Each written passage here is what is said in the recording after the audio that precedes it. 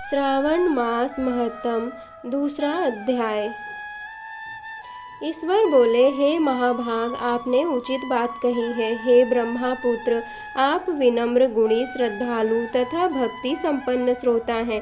हे अनघ, आपने श्रावण मास के विषय में विनम्रता पूर्वक जो पूछा है उसे तथा जो नहीं भी पूछा है वह सब अत्यंत हर्ष तथा प्रेम के साथ मैं आपको बताऊंगा।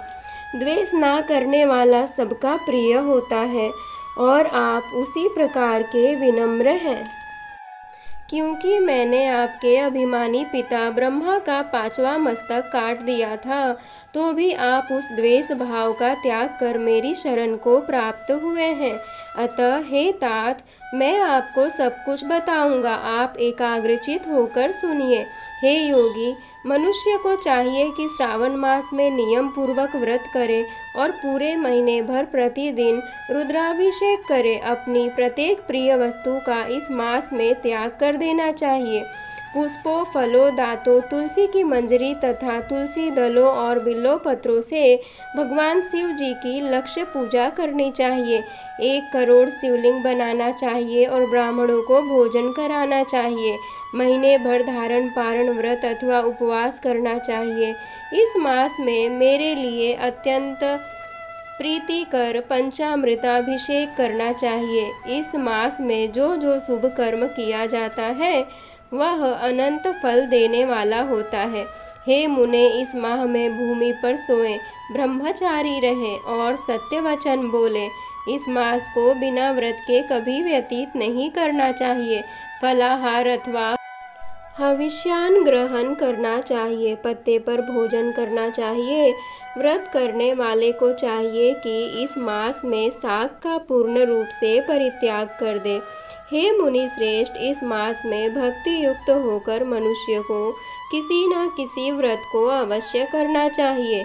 सदाचार परायण, भूमि पर शयन करने वाला, प्रातः स्नान करने वाला और जितेंद्रिय होकर मनुष्य को एकाग्र किए गए मन से प्रतिदिन मेरी पूजा करनी चाहिए। इस मास में किया गया पुरुष चरण निश्चित रूप से मंत्रों की सिद्धि करने वाला होता है। इस मास में भगवान शिव के षडाक्षर मंत्र का जप अथवा माता गायत्री मंत्र का जप करना चाहिए और भगवान शिव जी की प्रदक्षिणा, नमस्कार तथा वेद पारायण करना चाहिए।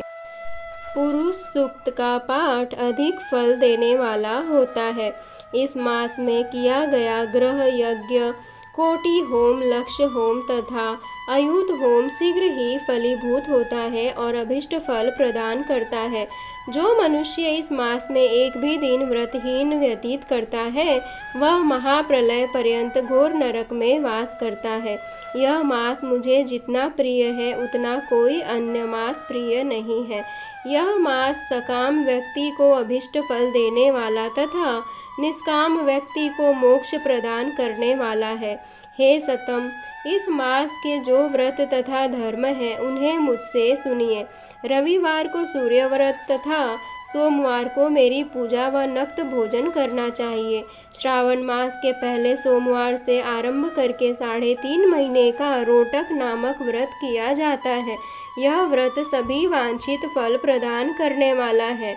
मंगलवार को मंगल गौरी का व्रत, बुधवार व बृहस्पतिवार के दिन इन दोनों वारों का व्रत, शुक्रवार को जीवंती का व्रत और शनिवार को भगवान हनुमान तथा भगवान नरसिंह का व्रत करना बताया गया है।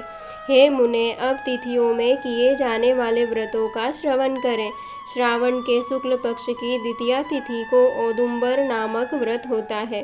श्रावण के शुक्ल पक्ष की तृतीया तिथि को माता गौरी व्रत होता है। इस प्रकार शुक्ल की चतुर्थी तिथि को दुर्वा गणपति नामक व्रत किया जाता है।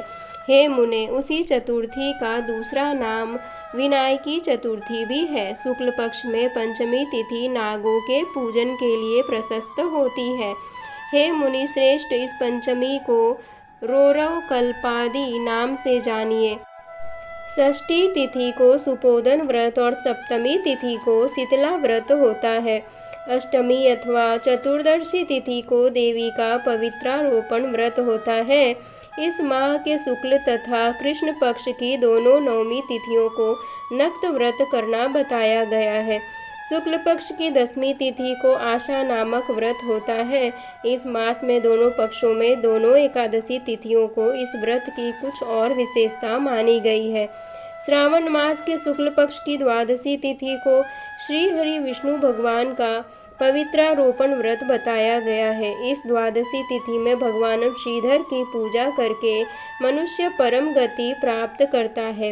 उत्सर्जन, उपाकर्म, सभादीप, सभा में उपाकर्म, इसके बाद रक्षाबंधन, पुनः श्रवणाकर्म, सर्प बलि और हयग्रीव का अवतार, ये 7 कर्म पूर्णमासी तिथि को करने हेतु बताए गए हैं।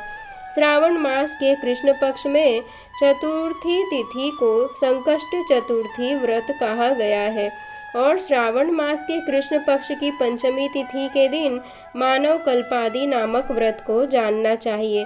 हे द्विजोत्तम, कृष्ण पक्ष की अष्टमी तिथि को भगवान श्री कृष्ण का पूर्णावतार हुआ। इस दिन उनका अवतार हुआ, अतः महान उत्सव के साथ इस दिन व्रत करना चाहिए। हे मुनि श्रेष्ठ, इस अष्टमी को मनवादी तिथि जानना चाहिए। श्रावण मास की अमावस्या तिथि को पिठोरा व्रत कहा जाता है। इस तिथि में कुशों का ग्रहण और वृषभों का पूजन किया जाता है। इस मास में शुक्ल पक्ष की प्रतिपदा तिथि से लेकर सब तिथियों के पृथक पृथक देवता हैं। प्रतिपदा तिथि के देवता अग्नि, द्वितीया तिथि के देवता ब्रह्मा, तृतीया तिथि के गौरी और चतुर्थी के देवता भगवान गणपति है। पंचमी के देवता नाग हैं और षष्ठी तिथि के देवता कार्तिकेय हैं। सप्तमी के देवता भगवान सूर्य और अष्टमी के देवता भगवान शिव हैं। नवमी की देवी दुर्गा, 10वीं के देवता यम और एकादशी तिथि के देवता विश्वेदेव कहे गए हैं। द्वादशी के भगवान विष्णु तथा त्रयोदशी के देवता कामदेव हैं। चतुर्दशी के देवता भगवान शिव, पूर्णिमा के देवता चंद्रमा और अमावस्या के देवता पितर हैं। ये सब तिथियों के देवता कहे गए हैं। जिस देवता की जो तिथि हो उस देवता की उसी तिथि में पूजा करनी चाहिए। प्रायः इसी मास में अगस्त्य का उदय होता है। हे मुने, मैं उस काल को बता रहा हूँ, आप एकाग्रचित्त होकर सुनिए। सूर्य के सिंह राशि में प्रवेश करने के दिन से जब 12 अंश 40 घड़ी व्यतीत हो जाती है तब अगस्त्य का उदय होता है। उसके 7 दिन पूर्व से अगस्त्य को अर्घ्य प्रदान करना चाहिए। 12 मासों में सूर्य पृथक पृथक नामों से जाने जाते हैं। उनमें से श्रावण मास में सूर्य गभस्ती नाम वाला होकर तपता है। इस मास में मनुष्यों को भक्ति संपन्न होकर सूर्य की पूजा करनी चाहिए। हे सत्तम, 4 मासों में जो वस्तुएं वर्जित है उन्हें सुनिए। श्रावण मास में शाक तथा भाद्रपद में दही का त्याग कर देना चाहिए। इसी प्रकार अश्विन में दूध तथा कार्तिक में दाल का परित्याग कर देना चाहिए। यदि इन मासों में इन वस्तुओं का त्याग नहीं कर सके तो केवल श्रावण मास में ही उक्त वस्तुओं का त्याग करने से मानव उसी फल को प्राप्त कर लेता है। हे मानद, यह बात मैंने आपसे संक्षेप में कही है। हे मुनि श्रेष्ठ, इस मास के व्रतों और धर्मों के विस्तार को सैकड़ों वर्षों में भी कोई नहीं कह सकता। मेरी अथवा श्री हरि विष्णु भगवान की प्रसन्नता के लिए संपूर्ण रूप से व्रत करना चाहिए। परमार्थ की दृष्टि से हम दोनों में भेद नहीं है। जो लोग भेद करते हैं वे नरकगामी होते हैं। अतः हे सनत कुमार, आप श्रावण मास में धर्म का आचरण कीजिए। इस प्रकार ईश्वर सनत कुमार संवाद के अंतर्गत श्रावण व्रतोदेश कथन नामक दूसरा अध्याय पूर्ण हुआ।